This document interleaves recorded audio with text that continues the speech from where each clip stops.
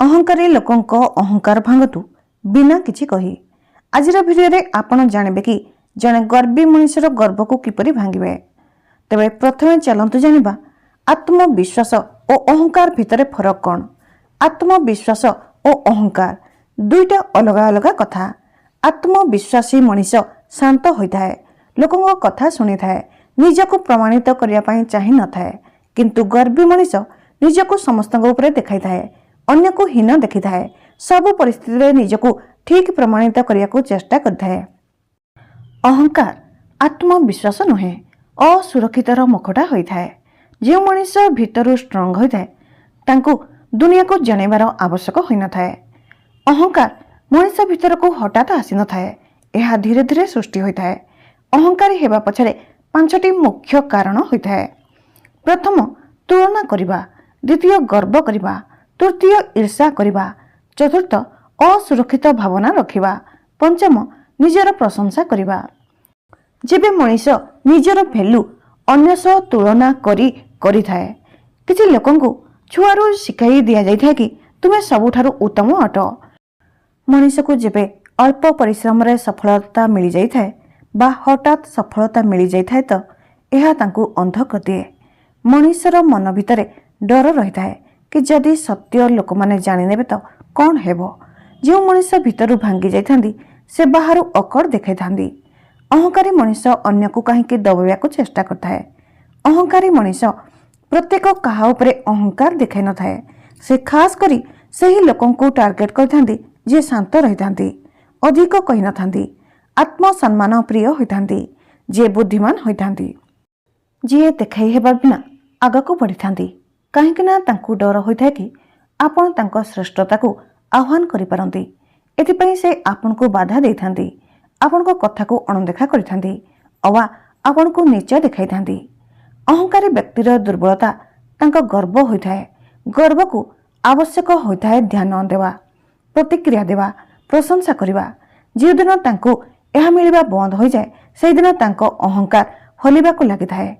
एही तीनोटी भूल करंतु नाही जेबे अहंकारी व्यक्ति सह सामना करथांदी। प्रथम तांको सह जुक्तितर्क करंतु नाही। द्वितीय निजको प्रमाण करंतु नाही, कारण आपण जतिके प्रमाण करिवे से सेतिके आपण को अणदेखा करिवे। तृतीय तांको खुशी करबा को चेष्टा कले भी से सम्मान करंती नाही, बरम नियंत्रण करथांती। तांको अहंकार को किपरि भांगिवे जेबे तांको अनुभव होइथा कि आपण को हरई से पारु नाहंती। मने रखंतु प्रतिक्रिया तांको शक्ति देई थाए।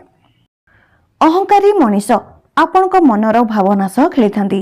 जेबे आपण तांको इनसल्ट रे कोनसी प्रतिक्रिया देई नथंदी बा तांको अणदेखा करि थांदी तो तांको मनरे प्रश्न उठी थाए कि एही मनीष काहेकि डिस्टर्ब हेउ नाही। अहंकारी व्यक्ति पई मनरे दूरता आनिबा तांको पई विषसम होई थाए।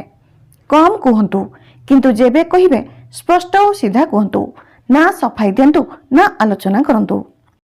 शांत आत्मविश्वास अहंकारी व्यक्ति को भीतर भांगी देई थाए।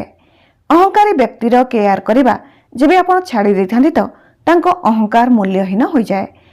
काहेकि ना अहंकार दर्शक बिना मरी जाई थाए। अहंकारी मनीष देखाई होई थाए आपण उन्नति करंतु किंतु चुपचाप, काहेकि ना एही चुप रहिबारे तांको अहंकार भांगी थाए।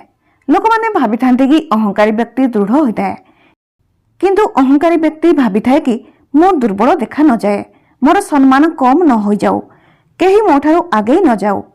अहंकार वास्तव में भयर संकेत होई थाए।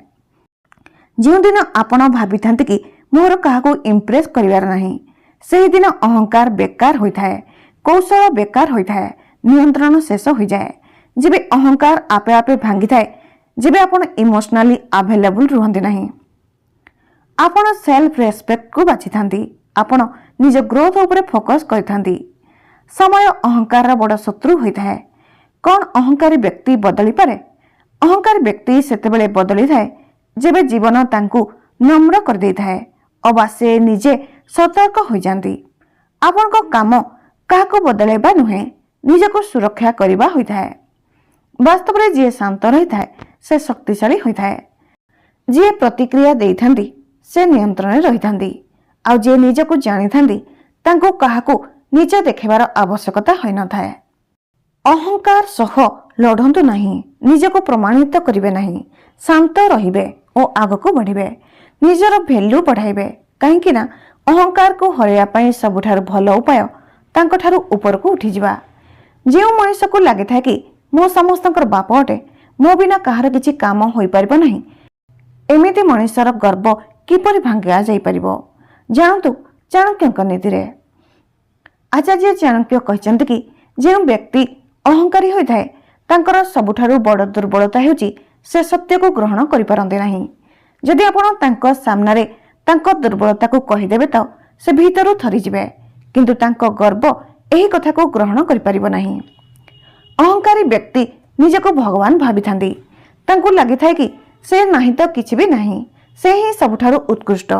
ତେବେ ଏପରି ଲୋକଙ୍କ ଅହଙ୍କାର ଚାଣକ୍ୟଙ୍କ ନୀତିରେ ଭାଙ୍ଗନ୍ତୁ। ଅହଙ୍କାରୀ ବ୍ୟକ୍ତି ସହ ଝଗଡ଼ା କରନ୍ତୁ ନାହିଁ କି ଚିଲାନ୍ତୁ ନାହିଁ କି ତାଙ୍କ ସହ ଯୁକ୍ତିତର୍କ କରନ୍ତୁ ନାହିଁ।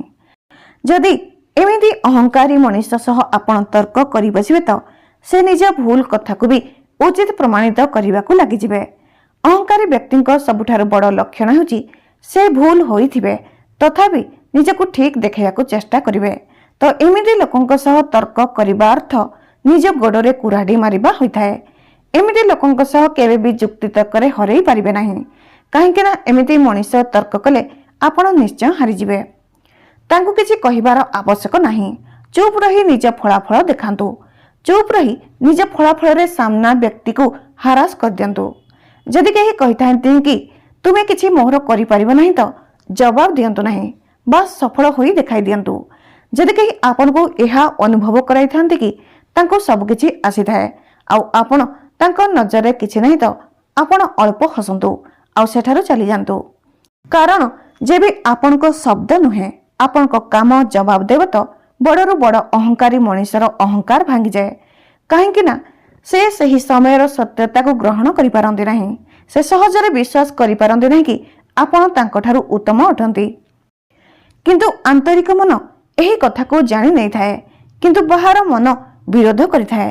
କାହିଁକି ନା ତାଙ୍କ ଅହଙ୍କାର ତାଙ୍କୁ ଏହା ସ୍ୱୀକାର କରିବାକୁ ଦେଇନଥାଏ। ଅହଙ୍କାରୀ ବ୍ୟକ୍ତିକୁ ଚାପଡ଼ ସେତେବେଳେ ଲାଗିଲା ପରି ଅନୁଭବ ହୋଇଥାଏ ଯେବେ ଆପଣ ତାଙ୍କ ତର୍କରେ ସାମିଲ ନ ହୋଇ ଆପଣଙ୍କ ଫଳାଫଳରେ ତାଙ୍କୁ ହରାଇ ଦେଇଥାନ୍ତି। ଅହଙ୍କାରୀ ବ୍ୟକ୍ତିର ଦ୍ୱିତୀୟ ଲକ୍ଷଣ ହେଉଛି ସେ ସମସ୍ତଙ୍କର ଧ୍ୟାନ କେନ୍ଦ୍ରିତ କରିବାକୁ ଚାହିଁଥାନ୍ତି। ତାହା ବିନା ସେ ନିଜକୁ ଦୁର୍ବଳ ଭାବିଥାନ୍ତି। ତେଣୁ ତାଙ୍କୁ ଅଣଦେଖା କରି ଏହା ଅନୁଭବ କରାନ୍ତୁ କି ତାଙ୍କ ଉପସ୍ଥିତି ଓ ଅନୁପସ୍ଥିତି ଆପଣଙ୍କଠାରେ କୌଣସି ପ୍ରଭାବ ପକାଉ ନାହିଁ। ଆଉ ଏହି କଥାକୁ ପ୍ରତ୍ୟେକ ଅହଙ୍କାରୀ ବ୍ୟକ୍ତି କେବେ ବି ସହଜରେ ଗ୍ରହଣ କରିପାରନ୍ତି ନାହିଁ, କାରଣ ଏହା ତାଙ୍କ ଅହଙ୍କାରକୁ ଆଘାତ ଦେଇଥାଏ। କାହିଁକି ନା ପ୍ରତ୍ୟେକ ଅହଙ୍କାରୀ ମଣିଷ ଏହା ଚାହିଁଥାନ୍ତି କି ପ୍ରତ୍ୟେକ କେହି ତାଙ୍କ ଇଶାରାରେ ଚାଲନ୍ତୁ। ଆଉ ଯେବେ କେହି ତାଙ୍କ ଇଚ୍ଛା ମୁତାବକ ଚାଲିନଥାଏ ତ ସେ ଏହି ବାସ୍ତବତାକୁ ବରଦାସ୍ତ କରିପାରନ୍ତି ନାହିଁ। ଅର୍ଥାତ୍ ସେ ସର୍ବଦା ଲୋକଙ୍କ ଧ୍ୟାନର କେନ୍ଦ୍ରିତ ହେବାକୁ ଚାହିଁଥାନ୍ତି। ଆଉ ଯଦି ଆପଣ ତାଙ୍କୁ ଧ୍ୟାନ ଦେବା ଛାଡ଼ିଦେବେ ତାଙ୍କ ଅହଙ୍କାର ଆପେ ଆପେ ଭାଙ୍ଗିଯିବ। ସେ ଯେବେ ନିଜ ଉନ୍ନତିକୁ ଦେଖାଇ ହୁଅନ୍ତି ସେତେବେଳେ ଆପଣ ଶାନ୍ତ ରୁହନ୍ତୁ। ଆଉ ଯେବେ ସେ ଉଚ୍ଚ ସ୍ୱରରେ କହିଥାନ୍ତି ତ ସେତେବେଳେ ନିଜ କାମରେ ବ୍ୟସ୍ତ ରୁହନ୍ତୁ। ଆଉ ଯେବେ ସେ ଦେଖିବେ କି ଆପଣ ତାଙ୍କୁ ଅଣଶୁଣା କରୁଛନ୍ତି ତ ଏହା ତାଙ୍କୁ ଝଟକା ପରି ଅନୁଭବ ହେବ। କାହିଁକି ନା ଜଣେ ଅହଙ୍କାରୀ ବ୍ୟକ୍ତିକୁ ଝଟକା ସେତେବେଳେ ଲାଗିଥାଏ ଯେବେ ଆପଣ ଚୁପଚାପ ତାଙ୍କ ଖେଳରେ ସାମିଲ ନ ହୋଇ ବାହାରି ଯାଇଥାନ୍ତି। ତୃତୀୟ ଲକ୍ଷଣ ହେଉଛି ଅହଙ୍କାରୀ ବ୍ୟକ୍ତିକୁ ଆଇନା ଦେଖାଇବା। କେବେ ବି କୌଣସି ଅହଙ୍କାରୀ ବ୍ୟକ୍ତିକୁ ତୁମେ ଭୁଲ କରୁଛ ବା ତୁମର ଭୁଲ ବୋଲି ସିଧା କୁହନ୍ତୁ ନାହିଁ। ଯେବେ ଆପଣ ଏହା କହିବେ ତ ସେ ଏହା ସ୍ୱୀକାର ତ କରିବେ ନାହିଁ, ବରଂ ତର୍କ କରିବେ ଓ ପ୍ରତିକ୍ରିୟା କରିବେ। ତାଙ୍କୁ ପ୍ରଶ୍ନ ଉପରେ ପ୍ରଶ୍ନ ପଚାରି ଭାବିବାକୁ ବାଧ୍ୟ କରିଦିଅନ୍ତୁ। କାରଣ ଅହଙ୍କାର ଚିକିତ୍ସା ତର୍କ ନୁହେଁ, ତାର ଚିକିତ୍ସା ହେଉଛି ତାଙ୍କୁ ଆଇନା ଦେଖାଇବା, ଅର୍ଥାତ୍ ସତ୍ୟ ସହ ପରିଚୟ କରିଦେବା, ଯେଉଁ ସତ୍ୟତାକୁ ସେ ଗ୍ରହଣ ବି କରିପାରିବେ ନାହିଁ। ଚତୁର୍ଥ ଲକ୍ଷଣ ହେଉଛି ସୀମା ନିର୍ଦ୍ଦିଷ୍ଟ କରିବା। ଯେଉଁ ଅହଙ୍କାରୀ ବ୍ୟକ୍ତିର କଥା ସମସ୍ତେ ଶୁଣିଥାନ୍ତି ମାନିଥାନ୍ତି, କିନ୍ତୁ ଯଦି ଆପଣ ତାଙ୍କ କଥା ଶୁଣିନଥାନ୍ତି ବା ମାନିନଥାନ୍ତି ତ ତାଙ୍କୁ ଏହି କଥା ବହୁତ ଆଘାତ ଦେଇଥାଏ। ଯାହାଙ୍କର ନିଜ ଉପରେ ନିୟନ୍ତ୍ରଣ ନାହିଁ ତାଙ୍କୁ ନିଜ ଉପରେ ନିୟନ୍ତ୍ରଣ କରିବାକୁ ଦିଅନ୍ତୁ ନାହିଁ। ଆପଣଙ୍କ ସୀମାକୁ ଡେଇଁବାକୁ ଦିଅନ୍ତୁ ନାହିଁ, ହେଲେ ତାଙ୍କ ଅହଙ୍କାରକୁ ଆଘାତ ଲାଗିବ। କାହିଁକି ନା ସେ ଚାହିଁକରି ବି ନିଜ ଇଚ୍ଛାରେ ଆପଣଙ୍କୁ ଚଲେଇ ପାରୁନାହାନ୍ତି। ଅହଙ୍କାରୀ ବ୍ୟକ୍ତିର ଅହଙ୍କାର ସେତେ ପର୍ଯ୍ୟନ୍ତ ଜୀବିତ ରହିଥାଏ ଯେବେ ତାଙ୍କୁ ଲାଗିଥାଏ କି से समस्त उपरे किंतु जेमिति आपनको आपनको परिश्रम ऊपर को नहीं जीव से आपे आपे झुंकी पड़े। तेबे कौन करिवे? केवल निज काम और निज लक्ष्य उपर ध्यान दियंतु, तर्करे नुहे। शांत रुहंतु और चालाक हुअंतु। गोटे कथा मन देई शुणंतु, जो मनीष शीर्षता को चुपचाप पहुंची थाए तांका शब्द समस्त सफा सफा शुणा जाई थाए। काहाठारे निजको प्रमाणित करंतु नहीं। निज काम रे ध्यान दियंतु। निज काम को एते तेज कर दियंतु कि आपण नुहे आपण को काम ही जवाब देव कि आपण किए। जो मनीष निज इच्छा अनुसार आपण को चलेया पई चाहि थांती आ जेबे तांको लागि थाए कि से जेते चेष्टा कले भी एमिति करि परिबे नहीं, ताठारु बड़ विजय आपण को पई आउ किछि नुहे। सेही मनीष भितर सर्वदा द्वंद्व चली थाए कि से केबे भी एहा को ग्रहण करि परिबे नहीं कि आपण तांको ठारु उत्कृष्ट। आजिर भिडियोटी आपनको किपरि लागिला कमेंट करी जणाइबे।